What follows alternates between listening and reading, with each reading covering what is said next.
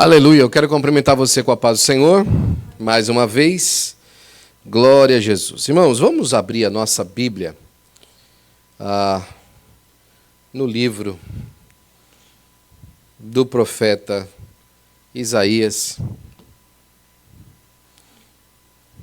Nós vamos falar hoje, irmãos, sobre a segunda matéria, a segunda aula, sobre a vida devocional. E hoje nós vamos falar sobre a vida devocional na família.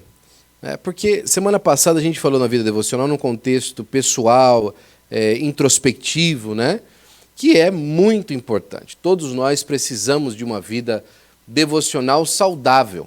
Eu estava falando na semana passada, e você participou da nossa lição, que a vida devocional saudável é a chave para uma vida vitoriosa. É a chave para uma vida de alegria, uma vida de gozo profundo. Uma vida de verdade na presença de Deus. A vida devocional, ela é a chave para isso. E sem uma vida devocional assim, a gente não tem condição de conseguir vencer nessa terra. A gente costuma e tem o ímpeto, e faz um esforço grande para ensinarem os nossos filhos lá em casa a ter tempo com Deus, a ter tempo de qualidade. Desde pequeno, memorização de versos bíblicos, tempo de oração, sempre antes de dormir, meditação nas coisas de Deus, meditação naquilo que as histórias que falam a respeito de Deus. E o Noah, por exemplo, até hoje é muito bom quando você vai fazer, por exemplo, aquele quiz de Bible Quizzes. Ele é muito bom, ele acerta tudo e sabe as histórias todas. E de vez em quando ele até me corrige, já até algumas vezes me corrigiu. Falou, pai, o Saul não foi queimado quando morreu? Foi não, Noah, o Saul foi enterrado. Ele falou, não, pai, o Saul foi queimado, depois enterraram ele. Como, Noah, que foi assim? Aí ele foi lá e mostrou para mim que foi isso mesmo. Que primeiro cremaram o Saul, depois enterraram ele em outro lugar. Eu falei, uau, eu não sabia dessa. Mas ele sabia, aprendeu e ensinou o pai. É importante, irmãos, que as nossas famílias, os nossos filhos, e as pessoas que estão em volta de nós, venham cada vez mais conhecer melhor o Senhor, através da sua palavra. E hoje, se você puder abrir aí para mim, em Josué capítulo 24, versículo de número 15. Josué capítulo 24, versículo de número 15. É um texto bastante conhecido para falar sobre vida familiar diante do Senhor, Apesar que tem uns glitches aí nesse texto, que a gente pode até comentar um pouco, mas é um texto bem conhecido para nós falarmos sobre vida devocional na família. Porém, se a vós parece mal aos vossos olhos servir ao Senhor, escolhei hoje a quem servais, se os deuses a quem serviram os vossos pais que estavam da além do rio, ou os deuses dos amorreus em cuja terra habitais. Porém, eu e minha casa serviremos ao Senhor. Uma família cristã bonita, feliz e que juntos vivem vencendo os obstáculos da vida, certamente é uma família que cuida da vida espiritual familiar. É uma família que, com muita diligência e de maneira intencional, pratica uma vida devocional familiar e vivem em outra dimensão de família. Aqui eu quero abrir o primeiro parênteses para você e lembrar o seu coração de alguma coisa que você já me ouviu falar. Existe uma diferença muito grande em espontaneidade e sinceridade. Já lembra que eu falei isso para você? Espontânea é aquela pessoa que é direta, que ela não tem filtro, ela é espontânea. Que a gente costuma dizer que ela faz o download e já vai imprimindo. Essa pessoa espontânea. Geralmente a gente conhece pessoas espontâneas pela explosão que elas têm de demonstrar o seu caráter, de quem são, de como elas andam, de que elas falam. Agora, isso nada a ver, tem a ver com sinceridade. A sinceridade, por exemplo, ela pode ser demonstrada de maneira espontânea ou de maneira planejada. Por exemplo, não muda o fato de você escolher melhor as palavras para se dirigir que você não esteja sendo sincero. Você pode estar sendo sinceramente cuidadoso. Você pode estar sendo sinceramente educado. Você pode estar sendo sinceramente amoroso quando você escolhe as palavras que você vai dizer. O escritor de Provérbios fala que como maçã de ouro em salva de prata, assim é a palavra dita ao seu tempo. Por que eu estou dizendo isso para você? Porque o nosso estudo está ensinando para a gente que a gente precisa ser intencional na prática de uma vida devocional. E quando você é intencional, isso significa que você vai planejar para alcançar aquilo que você intentou em fazer. E muitas pessoas acham que quando você tem que intencionar alguma coisa e você tem que planejar alguma coisa para fazer para Deus, então a sinceridade se vai. Essa é a maior mentira que se pode pregar. Por quê? Porque as pessoas acham que assim, por exemplo, se ela não está sentindo de fazer um culto a Deus, se ela não está sentindo de dar glória a Deus, ela não deve dar glória a Deus e ela não deve fazer um culto a Deus. Se ela não está sentindo, né? E aí que está o problema. Porque a frieza da vida, né, os três inimigos do homem, né, a soberba da vida, a concupiscência dos olhos e a concupiscência da carne, sempre vão buscar esfriar a nossa vida para não cultuar a Deus.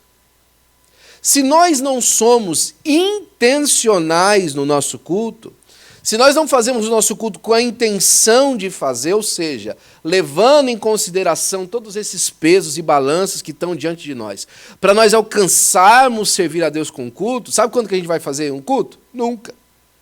Ou então um dia que a gente estiver bem quebradinho igual arroz de terceira. Aí a gente vem para a casa de Deus, Senhor, eis-me aqui. Agora, olha que interessante, a maioria das pessoas sabe disso, né? Eu conheço pessoas que, por exemplo, quando vem para o culto, ela vem para o culto às vezes arrastada. Aí eu vim aqui arrastado. Mas às vezes o que arrasta ela é o problema. O que arrasta ela é a dificuldade. Se ela está bem quanto ao seu environment, quanto às coisas que estão em volta dela, ela geralmente não se obriga a ir arrastada do mesmo jeito.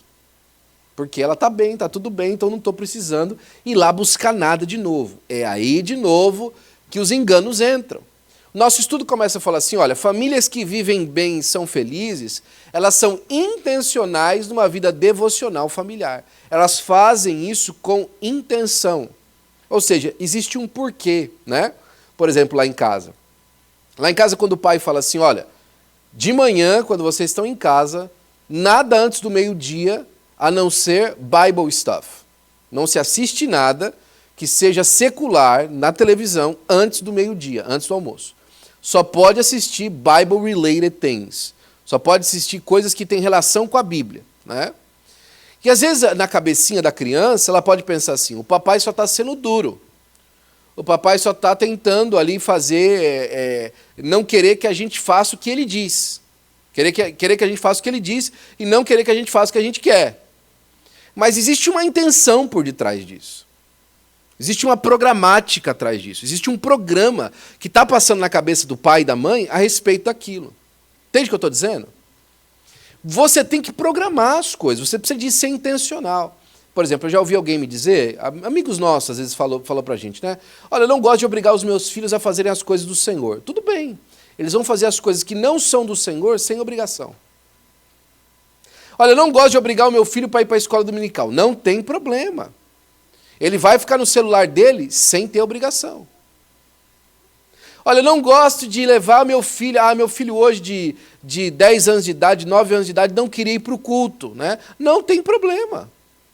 Invista na frieza dele, né?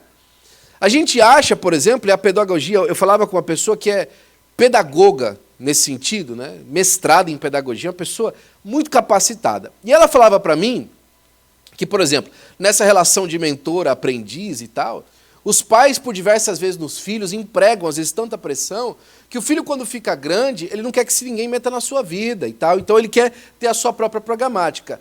Essa, mais uma vez, é a explicação da pedagogia do que significa rebelião.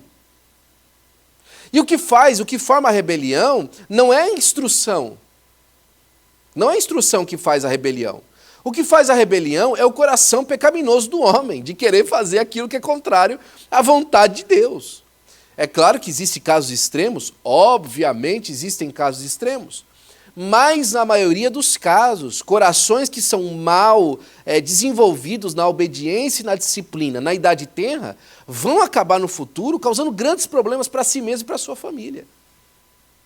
É importante a gente ser intencional na maneira que a gente traz os nossos filhos à presença do Senhor e ensina eles, né?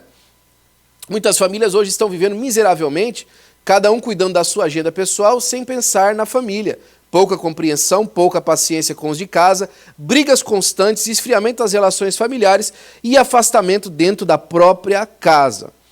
Nós somos responsáveis pelo ambiente espiritual da nossa casa. Não se engane, pai e mãe, né? Marido e esposa.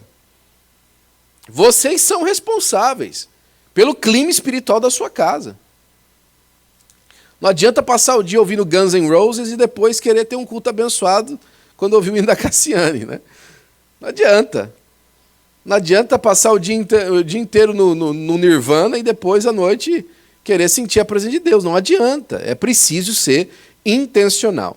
Nós somos responsáveis, a vida devocional familiar tem tudo para você fazer de vocês uma família feliz. Então, a primeira coisa aí, o ambiente familiar. Muitas vezes nos perguntamos como é que algumas pessoas que conhecemos enfrentam tantas lutas, adversidades da vida e conseguem ser tão felizes, né? Que coisa, essa pessoa é feliz, como é que ela faz, né? Enfrentam problemas pessoais, familiares, outras têm algum tipo de deficiência, alguns em cima de uma cama, enfermos, sem conseguir se desenvolver, né, e nem nada. E como é que a pessoa consegue ser feliz, né? É porque elas acham felicidade em Deus. Agora, o segredo da comunhão com Deus é o tempo que as pessoas investem todos os dias da sua vida falando com o Senhor Jesus Cristo, aprendendo do Espírito Santo, comendo a palavra de Deus, louvando e adorando a Deus. Não adianta. O tempo que você passa diante de Deus vai identificar a maneira como você tem comunhão com Ele. Não tem jeito, não tem outro meio, né? Não tem outro caminho. Você precisa falar com Deus. Você precisa estar na presença de Deus. Cada família, por exemplo, tem o seu costume. Mesmo o casal tendo crescido em famílias diferentes e ter desenvolvido alguns hábitos que ficaram arraigados, princípios que acabamos trazendo no casamento, uma nova família desenvolve novos hábitos que acabam como sendo uma característica peculiar daquela casa, né? Toda casa tem a sua peculiaridade, que às vezes é diferente da casa dos pais, dos dois, não é? Não é coisa que eles aprenderam na casa do pai nem da mãe. Eles têm as suas próprias peculiaridades, eles têm a sua maneira de ser e a sua maneira de fazer na sua própria casa. Você já notou, por exemplo, com admiração, alguma maneira que algum amigo ou amiga faz determinada coisa na casa dele e você disse, interessante como ele faz isso? Ou então, diferente do jeito que eles tratam os filhos, ou as outras tantas coisas que as pessoas fazem, diferente do que a gente faz na nossa própria casa. Eu lembro até hoje que as crianças pequenas na igreja, né? O Noah devia ter uns 4 para 5 anos de idade, e essa filha desse pastor também tinha a mesma idade. E eles brincando lá e tal, o Noah pegou e empurrou a menina caiu no chão. Tá? Eu lembro, companheiro. Aí ele empurrou a menina caiu no chão. Aí já a menina veio falar comigo, né? Junto com o pai, e veio falar assim, olha, o Noah me empurrou. Ela falava bastante português, ela veio reclamar comigo. Falou, olha, o Noah me empurrou. E aí eu puxei o Noah do lado assim e falei assim, empurrou ela? Ela falou, foi sem querer. Primeiro eu olhei para ela e falei assim, ele te empurrou? Ele me empurrou. Eu falei assim, isso é inadmissível. Como é que ele te empurrou? Né? Aí o pai arregalou o olho, né? Eu falei assim, vem cá, Noah. Aí puxei o Noah para o lado e falei assim, pede desculpa para ela que você empurrou ela. Desculpa. Eu falei, foi sem querer, não foi? Ele foi. Então peça desculpa para ela. Desculpa, tá bom, agora pode ir. Depois o pai veio falar comigo. Ele falou assim, eu fiquei impressionado, Will. Eu falei, por quê?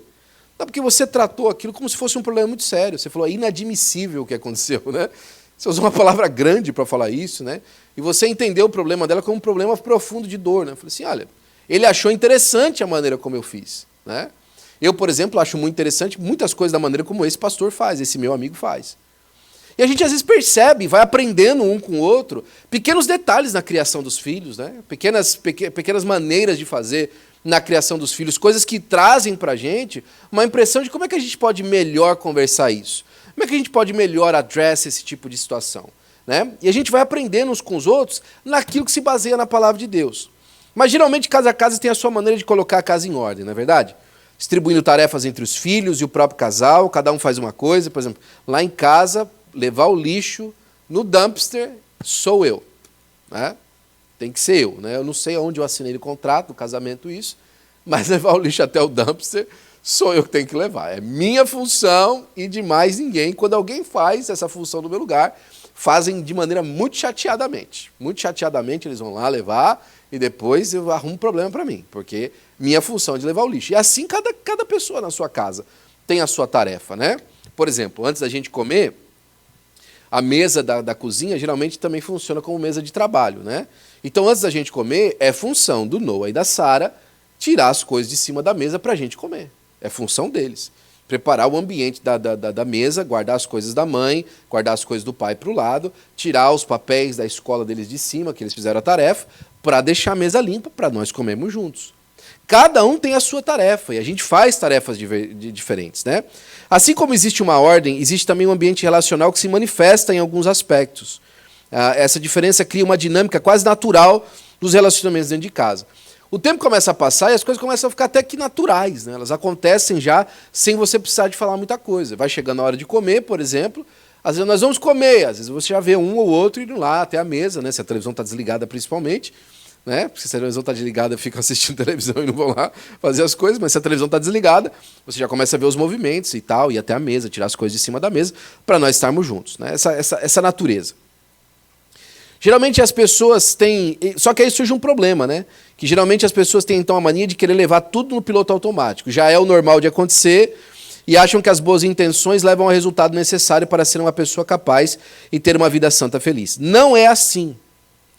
Os americanos dizem que não existe free lunch, não existe almoço de graça. Alguém tem que pagar. Existe um preço a se pagar pelas funções que nós causamos a disciplina em acontecer, ok? E uma disciplina sem intenção, ela é apenas uma rotina. Uma disciplina sem uma intenção se torna apenas uma rotina, ok? É importante que você saiba disso. Porque, por exemplo, tem pessoas que transformaram a oração e a leitura bíblica numa rotina. Tem pessoas que transformaram a igreja em uma rotina, ok? Tem pessoas que transformaram o trabalho em uma rotina.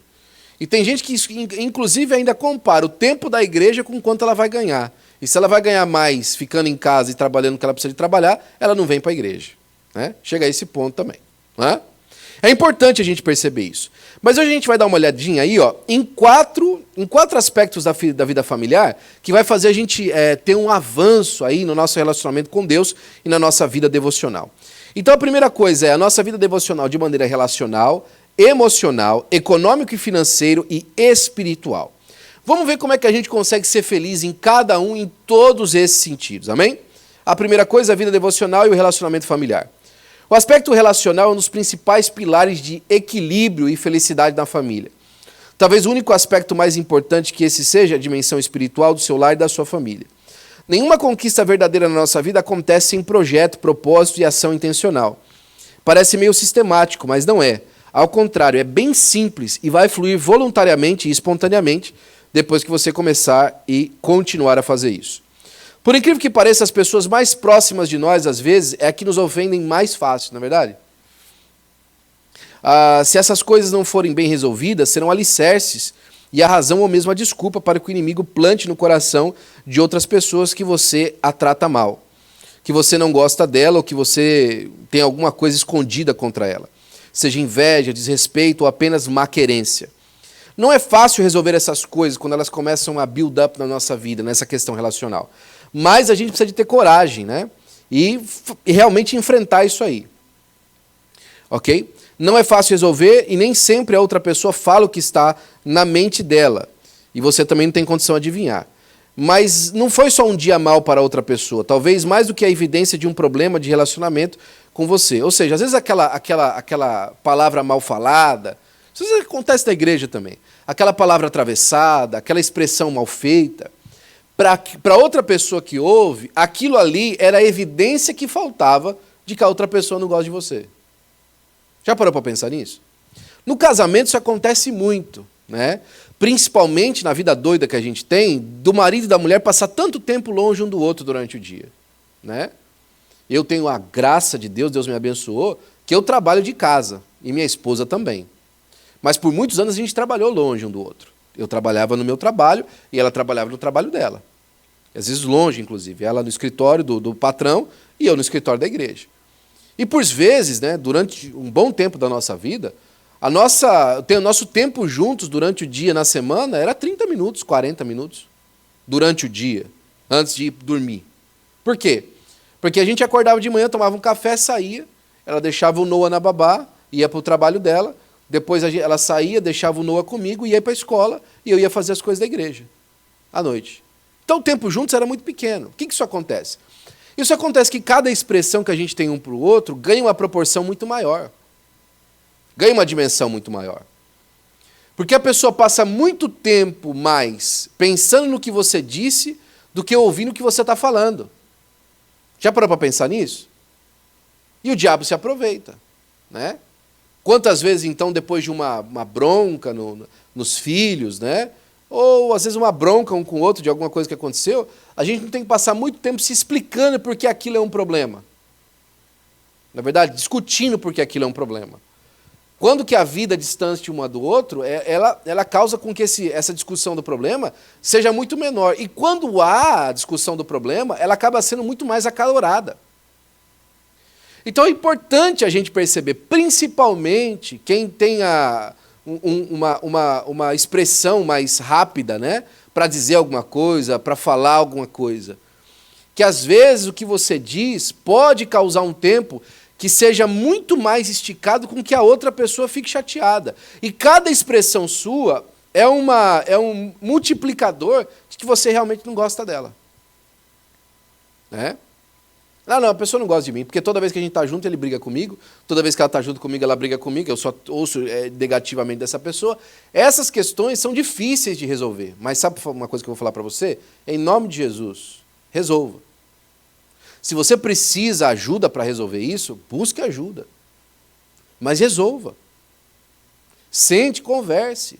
Se alguma coisa tem estendido para frente, faça palavras que afirmem a outra pessoa no seu amor e no seu relacionamento com ela. Afirme a outra pessoa sobre o que está passando. Tem muito homem, principalmente o homem nisso, né? O homem é muito, muito bobão.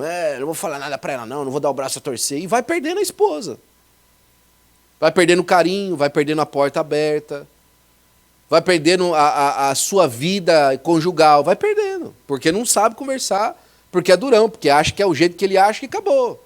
Né? Ele acha que ele pode sair 7 horas da manhã e voltar 10 horas da noite e o problema é dela. Ela que se vire com os problemas dela, com as crises dela, porque ela já é grandinha, né? Por que você acha que ela casou, meu companheiro? Casou para passar o dia inteiro sozinha? Ela casou porque ela queria ter uma companhia, né? Então, às vezes não é nem a palavra, às vezes é a falta de palavra, a falta de expressão. Que é o multiplicador, por exemplo, até da outra pessoa se fechar, né? Eu vou falar para ele para quê? Ele nunca está aqui comigo. Eu vou conversar com essa pessoa para quê? Ela nunca está aqui para conversar comigo, né? E o que é a solução para isso? Passa pela vida devocional pessoal e familiar. Por exemplo, um grande aspecto disso, eu fiz isso bastante vezes com a Ana, principalmente nos nossos anos mais críticos de casamento. Eu falo aqui, isso é culto de doutrina, a gente já passou por isso.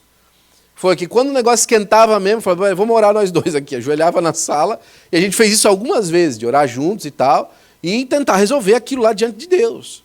Porque saiu da normalidade. Vazou. É importante, então, orarmos juntos. Para apresentar diante de Deus a nossa relação. Né? E continuar apresentando diante de Deus o seu casamento. Ore pelo seu casamento, ore pela sua família. Né?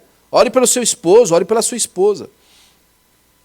Se o coração está em comunhão com Deus e alegre com Jesus, a sua predisposição de resolver é muito maior. Porque um coração que está feliz com Jesus não quer guerra com ninguém. Muito menos com o pessoal de casa. Né? E aí que está uma grande verdade. Não adianta você falar assim, não, eu estou bem com o Senhor e obrigado com a família. Não existe isso.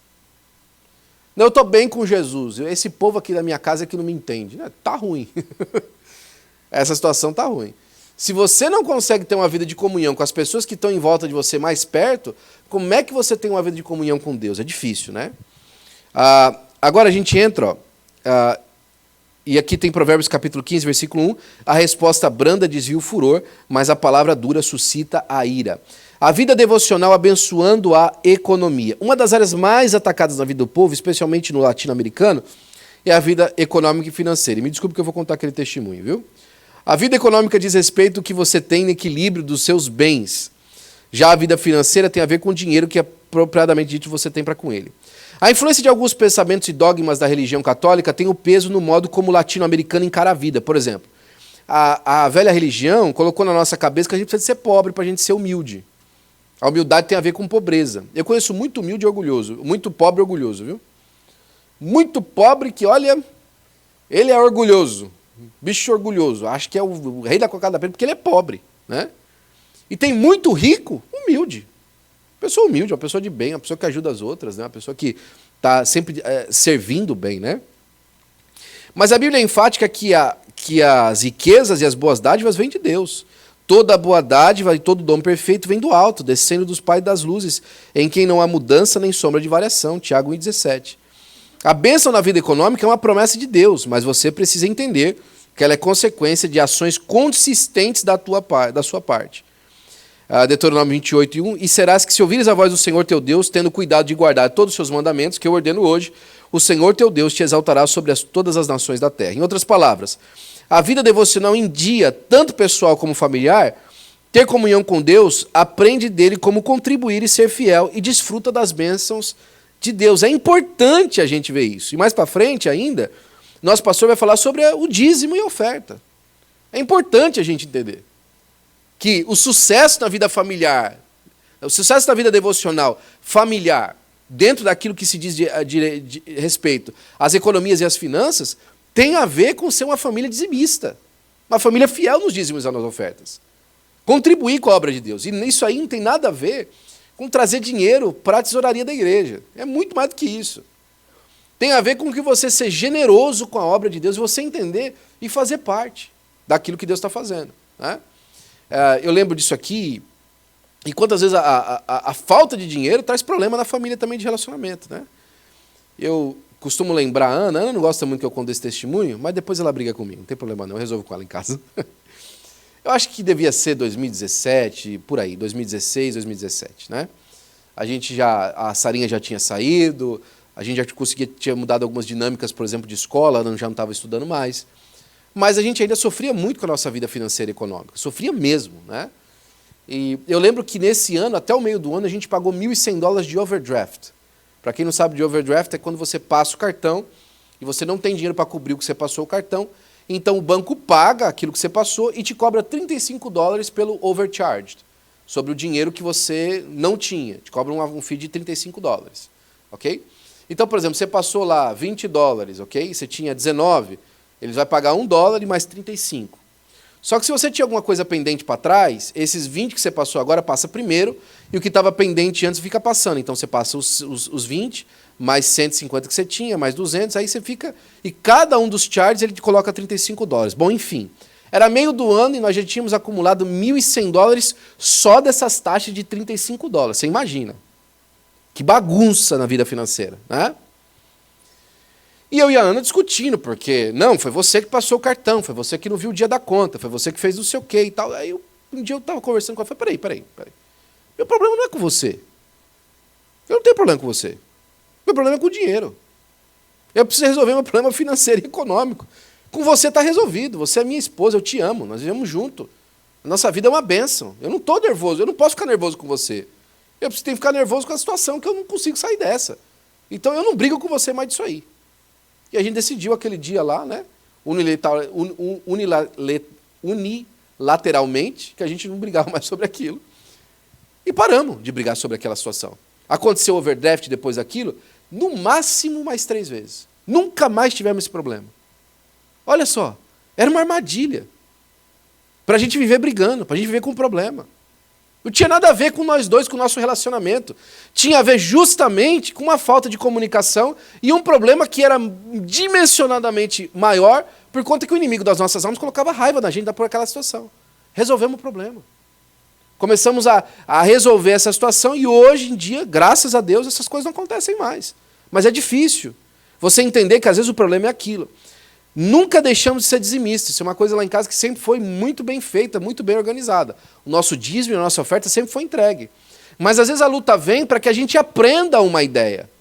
Aprenda algo novo. E eu sei que tem famílias passando, né? Famílias que estão assistindo essa mensagem aqui, que estão passando por problemas financeiros e não percebem que o problema financeiro que elas estão passando é só para elas brigarem.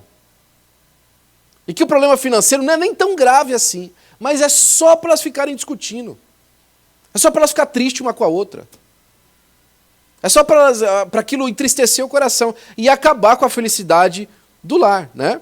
Aí mais para frente você vai ver, ó, a dimensão espiritual e a felicidade do lar. Além da ordem na casa, e do andamento do dia a dia, do ambiente relacional, existe também um ambiente espiritual. E é nesse ambiente onde prevaricamos com muito mais frequência.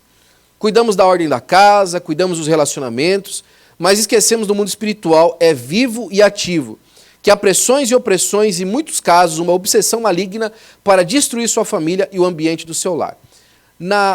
Daqui 2 semanas,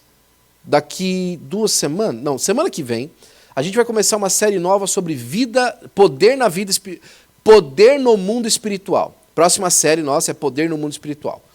Nós vamos passar 2 ou 3 semanas falando sobre isso.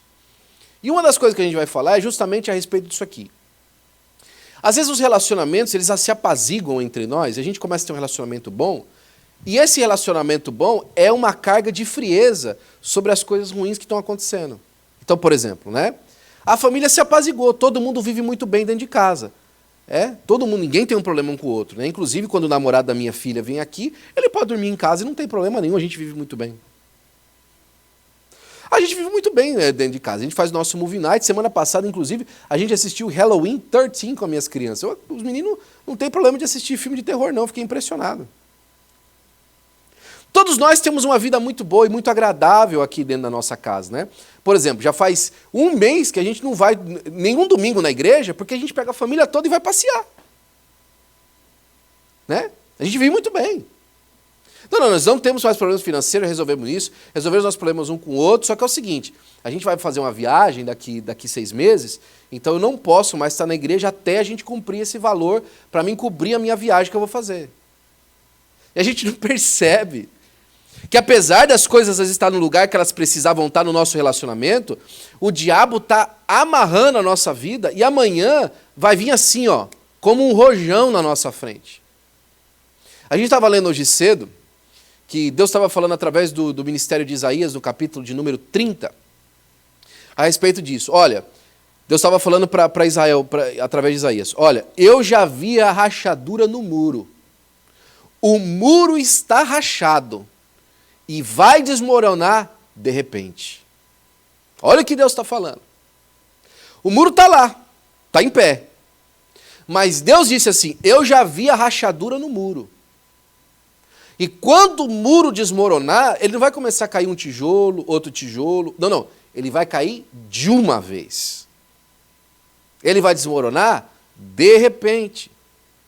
Aí, de repente, do nada, por conta dos problemas espirituais que se acarretavam há anos, a esposa fica doente, os filhos vão embora de casa, o casamento acaba, tudo de repente.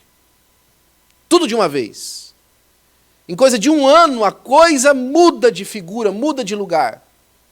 Porque as pessoas não perceberam a vida espiritual sendo negligenciada. O Senhor Jesus Cristo expulsou o demônio de um rapazinho que estava endemoniado desde criança, desde a infância. E perguntou para o pai dele, quanto tempo que isso sucede? Ele disse, desde a sua infância. Né? Alguém prefere não observar essas coisas que estão acontecendo dentro de casa, porque elas acham assim, é coisa dele, e não oram pelos filhos e não cuidam da vida espiritual. Fala assim, esse desenho não tem problema, isso aí que ele faz não tem problema, ele dormir na casa do amiguinho, na casa da amiguinha não tem problema, porque ele negligencia na vida espiritual, porque ele fala assim, eu sou crente, os meus filhos nunca vão ter problema com Deus. Né? E ele não cuida da vida espiritual, e aí as crianças nascem achando que aquilo que o pai dele faz é a religião do pai dele, não é a religião dele. É a fé do pai dele, não é a fé dele. E quando ele é exposto à fé, sabe o que ele descobre? Que ele nunca teve aquela fé do pai dele, da mãe dele. Que aquilo é coisa do pai dele e da mãe dele, nunca foi coisa dele. Ele nunca se interessou por aquilo de verdade. Isso é coisa dos meus pais, né? Porque falta vida devocional, né? Quando o ambiente espiritual da casa está bem, a família está espiritualmente cuidada. E se o Senhor Jesus Cristo estiver reinando na sua casa, tudo fica mais claro, as distorções são mais rapidamente reconhecidas e corrigidas. Tá? Se você não endereçar o ambiente espiritual da sua casa ao Senhor Jesus Cristo, o ambiente vai tomar outro rumo e o diabo é quem vai começar a ditar as regras. e de modo tão sutil que você talvez nem perceba. Talvez você, não, é de novo a volta daquela doutrina muito conhecida, muito famosa hoje em dia, a doutrina do nada a ver, né? Não, isso não tem nada a ver, aquilo não tem nada a ver, aquilo outro não tem nada a ver, aquilo outro não tem nada a ver, aquilo outro não tem nada a ver, a doutrina não tem nada a ver. E aí a doutrina não tem nada a ver vai entrando e vai desmoronando a sua família de dentro para fora. Esses dias atrás eu falei para vocês isso, eu acho que você deve lembrar. Nem tudo que é fatal é imediato. Nem tudo que é fatal é imediato. Tem veneno que você toma que você demora dias para morrer. Por exemplo, o envenenamento por radiação, às vezes demora para matar uma pessoa 2 meses. Mas o médico olha para ela e fala assim, olha, me desculpa, não tem nada que eu possa fazer para você, você vai morrer daqui 2 meses. E a pessoa fala assim, não, como eu estou bem hoje? Eu não estou me sentindo... Né? E aí o dia vai passando, ela vai piorando, aí começa a tossir, depois começa a sangrar, aí depois começa a ter problema de enxergar, e começam as febres. E em pouco tempo, faltando 2, 3 semanas para ser fatal, ela já está completamente derretendo. Porque ela está envenenada de maneira fatal, mas não é imediato. Entende o que eu estou dizendo? Nós precisamos tomar cuidado para que a gente não tenha tomando um remédio, um veneno, na verdade, remédio não, um veneno, que amanhã ou depois vai se tornar irreversível.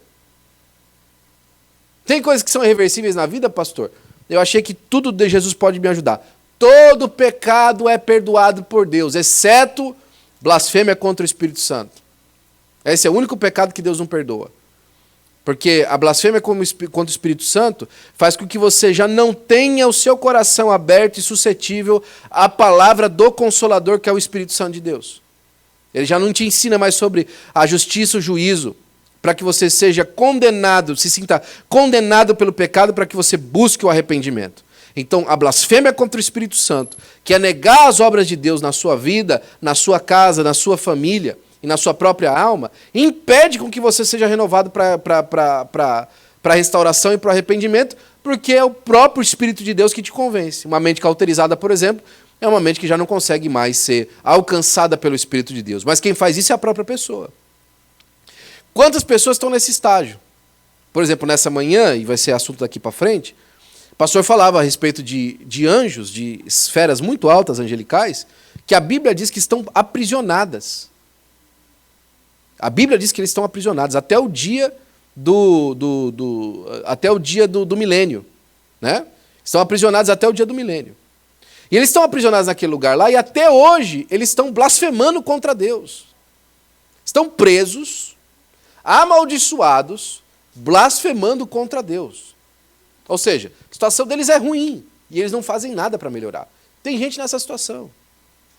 Tem gente assim. Tem gente aprisionada por um problema e continua blasfemando Deus. É importante uma vida devocional. Né? Alguns sinais de alerta, algumas desculpas começam a aparecer quando a coisa está ficando ruim. A primeira delas é um pouco de cansaço seu aqui, um pouco de preguiça sua ali, as crianças estão cansadas hoje, amanhã a gente faz o culto doméstico, semana que vem a gente volta a nos reunir, eu vou só aparecer desse jeito aqui mesmo hoje, semana passada eu tive... Não, eu já fiz muito isso aqui para Deus, eu já vi isso tantas vezes, gente. Não, eu servi muito ao Senhor no passado e tal, hoje é dia de outras pessoas fazerem. Gente, isso é um termômetro, mas isso é um termômetro tão ruim, né? Teve alguém que certa vez eu vi falando assim, olha, talvez você assista esse culto e você vai se lembrar do que você disse para mim. Você vai falar assim, eu já fiz tanto pelo Ministério do Belém. Tudo que eu podia fazer pela igreja eu já fiz. Agora já estou em outra fase, né? E isso é um termômetro espiritual terrível. Terrível. Isso mostra como o seu coração já há muito tempo já dividiu o que é servir a Deus e o que é servir aos seus interesses. Muito tempo, já passou. Né? Ainda tenho que fazer alguma coisa do trabalho, deixa para amanhã. Né? Quantas vezes a gente deixa de fazer isso porque isso é um termômetro importante. As crianças ainda não terminaram as lições de casa da escola, então hoje não vai dar para a gente ir. Né? Eu acho super importante você cuidar da vida secular, do ensino secular dos seus filhos. Faça isso mesmo. Agora, Seja responsável. Seja responsável, né? Um pouco de sono, adormecendo um pouco, encruzando as mãos outro pouco, para estar deitado, assim sobreviverá a tua pobreza como um ladrão. Ah, estou cansado. Ah, não. Aí quando vai ver, rapaz, estou sem dinheiro. Por quê? Porque não fez o que precisava fazer. Não trabalhou a hora que precisava trabalhar, não correu atrás da hora que precisava correr. E aí, como um ladrão, vai vir a pobreza. Meu Deus, eu não imaginava que eu estava tão pobre assim. Quem me roubou? Você mesmo. Quem me roubou a comunhão com Deus? Você mesmo. Quem roubou a minha família? Sua negligência. O pastor Cássio contou esse testemunho alguns anos atrás. Diz que um dia ele estava na casa dele e de repente para aquela 745 da BMW, top de linha, fully loaded, completa, né? Que nem a gente fala no Brasil, completa.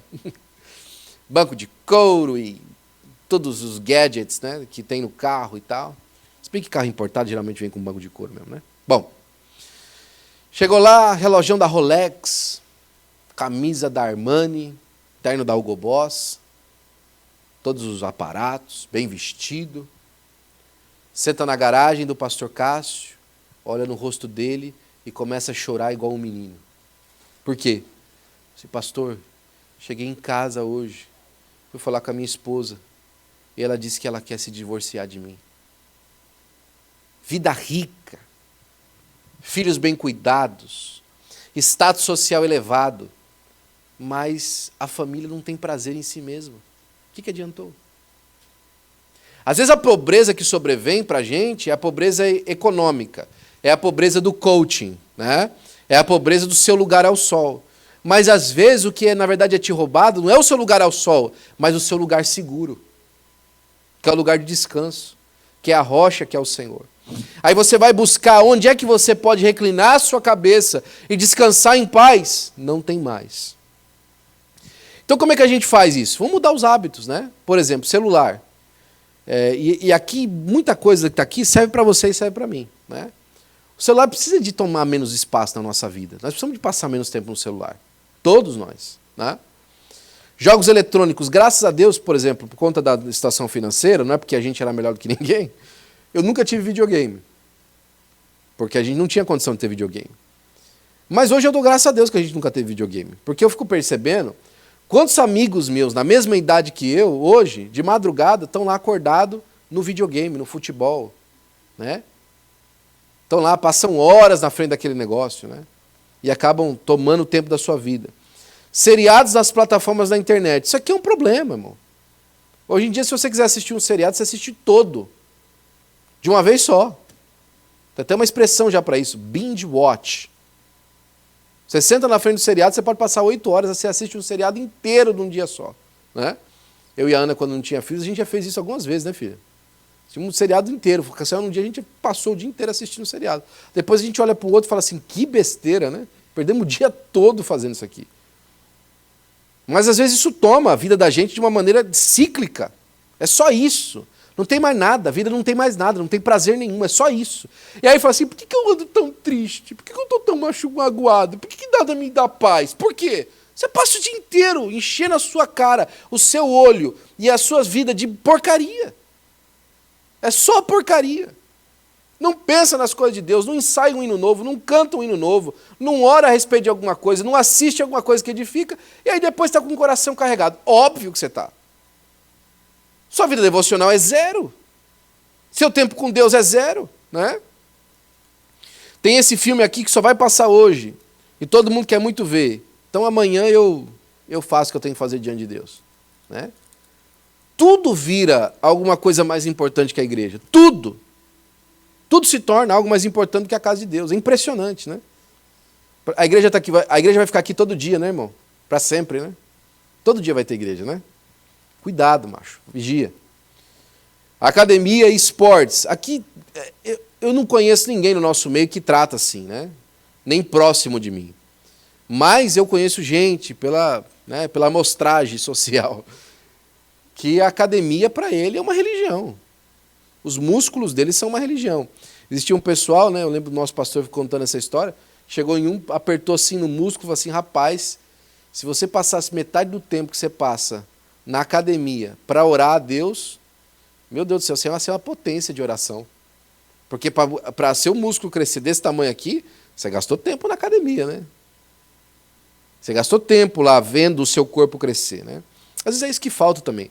As pessoas não percebem o crescimento espiritual, né? E aí é difícil. Filhos adolescentes e jovens já não têm seus próprios compromissos com seus colegas, né? Ah, não ia marcar, mas o menino tem compromisso, né? Quantas vezes a gente, por exemplo, chama, né? Vamos lá para o negócio dos jovens, vamos lá fazer reunião, vamos lá, mas um dia é o futebol, no outro é o tênis, no outro é o videogame, no outro é a tarefa, e no outro que dava, hoje ele está cansado. Você tá? Vai ser um grande jogador de futebol, mas não vai ser crente. Vai ser um grande atleta, mas não conhece o Senhor. Vai ter uma posição extraordinária na sociedade, mas não tem um nome escrito no livro da vida. Ou você acha que o fato de você ser crente vai levar o seu filho jovem, adolescente, o seu filho adulto para o céu porque você é crente? Você acha mesmo que funciona? Você não acha que existe? A Bíblia não te ensinou que todo aquele que invocar o nome do Senhor será salvo?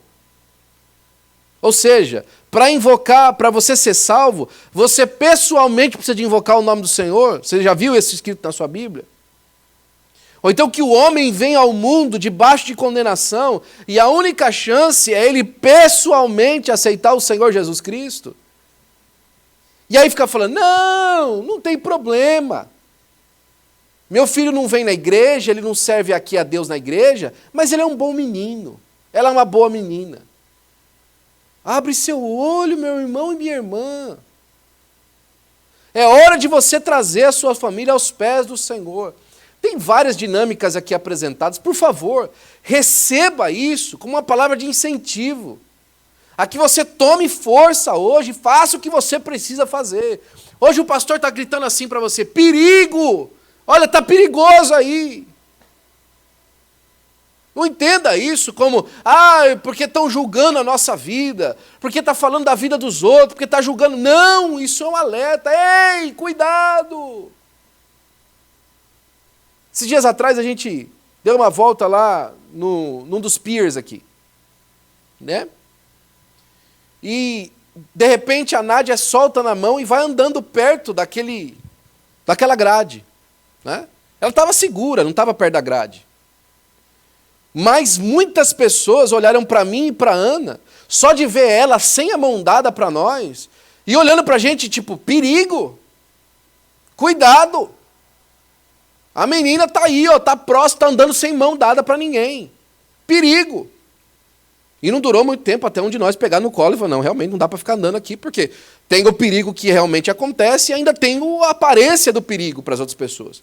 Ninguém fica em paz. Então hoje, o pastor está olhando as situações e está falando, perigo. Isso é perigoso. Cuidado. Redobre a atenção, o cuidado, presta atenção, vê se é isso mesmo. Né? Para você não estar fazendo dos seus filhos pessoas exponentes aí na sociedade, mas sem vida com Deus. Você não pode permitir isso. Se você tiver que preferir uma coisa ou outra, prefira ele crente do que qualquer outra coisa. E eu falo por mim. Deus me livre. Olha, eu peço para o Senhor sempre, todas as noites, Senhor, se o Senhor quiser usar os meus filhos na missão e fazer pessoas que vão alcançar gente para Jesus, faça, em qualquer lugar que o Senhor quiser colocar eles. Eu não peço tanto por vida financeira, por vida exponencial, não peço de jeito nenhum por fama para os meus filhos, não peço para que eles tenham fama, eu peço para que eles sejam ganhadores de almas e eles vivam uma vida com Deus. Isso eu peço todos os dias. Todos os dias. E tento trabalhar para isso também, né? Se você viver dessa maneira e você começar a cuidar da sua casa, Deus vai colocar um muro de fogo ao redor da sua casa. É muito simples a receita para mudar o ambiente da sua casa, para ter um ambiente melhor, né? E uma família verdadeira feliz. Você precisa de observar com cuidado a vida devocional da família. Significa dar sempre lugar ao Espírito Santo de Deus na sua casa, através da adoção do culto doméstico, culto familiar, né? Talvez você não faça porque não sabe onde começar. Comece a ler um versículo com eles, né? Lê um versículo. Gente, vamos ler, cada um vai ler um versículo hoje. Aí lê cada um versículo, depois faz uma oração. Depois junta todo mundo, vamos cantar um hino junto? Aí junta todo mundo, canta um hino junto. No começo vão falar assim, não pai, não quero, não gosto. Mas vai fazendo, vai arrastando. Eu não quero fazer, ele não quer fazer, então não vou fazer. Não, meu amigo, não. Você não quer fazer? Tudo bem, faz sem querer mesmo. Mas aí eu vou ser muito bruto com os meus filhos. Experimenta o contrário e me conta depois como é que foi. Experimenta não fazer, aí daqui a alguns anos você me conta como é que foi. Não adianta, gente, a gente precisa disciplinar. Essa coisa de um grande pastor aí dos liberais, ok? Pastor liberal, extremamente liberal. Um pastor chinês aqui nos Estados Unidos. Falou assim que essa é a única geração que se importa com o que pensa. Que acha que o que pensa é importante. Essa é a única geração, desde que o mundo é mundo, que acha que aquilo que ela pensa é mais importante. Aí quando você abre a Bíblia, fala assim, olha, se você tem um desejo, negue ele, e vem aqui e receba do meu, e siga-me. Aquele que, pois, que quiser vir após mim, negue-se a si mesmo, tome a sua cruz e siga-me. Aí a gente fica incentivando as crianças, os jovens, né, a pensarem por si mesmo, a ter sua própria criatividade. E aí quando você abre a caixolinha dela, você vê que ela vem enfiando minhoca na cabeça há muito tempo, e aquela própria criatividade dela é terrível. É terrível. Olha, pode parecer um pouco extremo para você, mas eu estou para terminar já. Eu falando para os adolescentes da nossa igreja, alguns anos atrás, eu falei assim, olha, eu não peço que você siga seus sonhos nem seu coração. Siga seus sonhos, siga seu coração. Não faça isso. Por favor, não faça isso. Não siga os seus sonhos nem o seu coração, porque ele é enganoso. Faz o seguinte, apresenta os seus sonhos e o seu coração diante de Deus. E fala assim, Deus, coloca os seus sonhos e coloca os seus planos na minha vida, e aí eu sigo eles. Agostinho ele foi tão enfático nisso, um grande pensador do século XV, ou ainda antes disso. Ele foi tão enfático que ele falou assim, Pai, aonde os meus planos não forem os teus, destrua-os. Tem noção do que ele falou? Aonde as minhas vontades não forem as suas, Pai, destrua-as, as minhas vontades. Se aquilo que eu quiser for diferente do que o Senhor quer, por favor, não faça do jeito que eu quero. E aí a gente fica incentivando, né? As crianças que passam 8 horas na escola por dia, às vezes, em alguns lugares, que o pai trabalha, a mãe trabalha, aí ele chega em casa recheado de ideias seculares, não, mas ele não quer nada de Deus. É claro que ele não quer. Ele foi inundado de coisa do mundo. Insiste.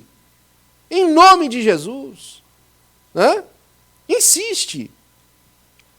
Aí a gente tem aqui a família e a Bíblia, a família e o louvor, nosso tempo já foi, a família e a oração. Quando a família se reúne em oração, é como uma cabine de força, gerando energia. Eu costumo fazer sempre isso nas nossas reuniões menores, levantar pedidos de oração. Levanto pedido de oração. E quando eu vou orar com as crianças à noite, antes deles passarem o tempo deles, eu levanto os pedidos de oração deles. Né? Os pedidos de oração, os mais simples possíveis. Há um tempo atrás, o Dó estava pedindo assim, Senhor, o Noé e a Sara pedindo a mesma coisa. Eu quero ir para o Brasil e eu quero comer aquele cachorro-quente que você falou, pai. Eu quero comer aquele cachorro-quente lá. E na hora da oração, eu falei, tá bom, pede para Deus. Na hora da oração, Senhor, e nós vamos para o Brasil, e a gente vai comer cachorro-quente, e a gente vai comer aquele bolo, e em nome de Jesus, amém. Amém. Mas ensina para eles que tem um lugar, a esfera de pedir. Ei, eu não estou aqui para você dizendo, eu já tenho tudo certo, está tudo funcionando certinho lá em casa, só segue aí a minha lista que funciona, não. Eu estou falando para você que eu estou tentando também adaptar da melhor maneira que eu posso para fazer com que eu possa influenciar os meus filhos a servirem a Deus em nome de Jesus. E estou te incentivando a buscar o mesmo. A buscar o mesmo na sua esfera de influência. A buscar o mesmo na sua esfera de relacionamento. Né? na sua família, nas pessoas mais próximas. Influencie. Uma irmã falou para mim esses dias atrás que desde quando ela começou a postar que eu estava lendo a Bíblia, pessoas vieram perguntar para ela, escuta, como é que você lê a Bíblia? Como é que você faz? Influencie. Vai lá, influencie. Né? Demonstre que existe uma maneira de fazer, que é possível fazer alguma coisa, que é possível viver uma vida assim, mais próxima de Deus. Influencie. Né? Faça isso de maneira pragmática, né? Faça de maneira objetiva. Você vai orar adorando a Deus, você vai orar agradecendo a Deus pela nossa família, pelo nosso lar, por sermos filhos de Deus, a Cristo. Você vai pedir pelas nossas necessidades e você vai orar pela igreja, pela salvação dos perdidos, pela missão. E todos juntos vamos orar pelo pastor Joel também, e é o nosso pastor que escreveu esse estudo também, né? Vai ensinando seus filhos por quem orar, como orar, né? E vai ser uma bênção em nome de Jesus. Aqui a gente termina o nosso estudo a respeito disso, vida devocional. Eu espero que você possa ter tirado soluções e coisas que você precisa fazer e precisa melhorar, né? Coisas que a gente vai viver diante de Deus e a gente vai ver a obra de Deus acontecendo através de nós. Eu estava conversando com alguém essa semana e falei assim, olha, eu oro, acredito e trabalho pelo que eu acredito. Eu oro, recebo instrução de Deus, acredito na instrução que Deus deu para mim e eu trabalho em favor disso. Eu tomo passo. Se hoje Deus falou comigo a respeito de alguma coisa, eu vou orar a respeito disso que Deus falou. E eu vou agir em cima disso que Deus falou. Se Deus me mostrou alguma coisa para fazer diferente, eu vou orar sobre isso que Deus me mostrou para fazer alguma coisa diferente. E eu vou agir sobre isso. Não adianta chegar, ouvir essa mensagem pela internet, ou aqui junto com a gente, ao vivo, ou então pelo Zoom. Não adianta ouvir, que legal, o pastor passou bastante coisa interessante, e não praticar. Não praticar. É importante que nós pratiquemos em nome do Senhor Jesus Cristo. Amém? Por que você não ora comigo e nós não endereçamos esse tempo a Deus em nome de Jesus? Pai, obrigado, Senhor, pela tua bondade, pelo teu amor, misericórdia, Senhor, Pai, que nós possamos estar aqui na tua presença nessa noite. Que alegria, Senhor. Ver os meus irmãos, os meus amigos, ó Senhor, recebendo a instrução da tua parte, aprendendo a viver como família de melhor maneira diante de ti, Senhor. Continua, Senhor Pai, abençoando as nossas vidas, nos fazendo mais parecidos contigo, Senhor Pai, crescendo na nossa vida espiritual, Senhor Pai, nessa dinâmica de andar contigo e de viver para ti. Continua glorificando o teu nome, Senhor. Nós te daremos a honra, a glória e o louvor em nome de Jesus. Amém. Senhor, também abençoa, Senhor Pai, as ofertas que nós vamos dedicar à tua casa, aquilo que nós estamos apresentando, Senhor, os nossos dízimos e as nossas ofertas. E nós para sempre te daremos a honra, a glória e o louvor em nome de Jesus. Amém.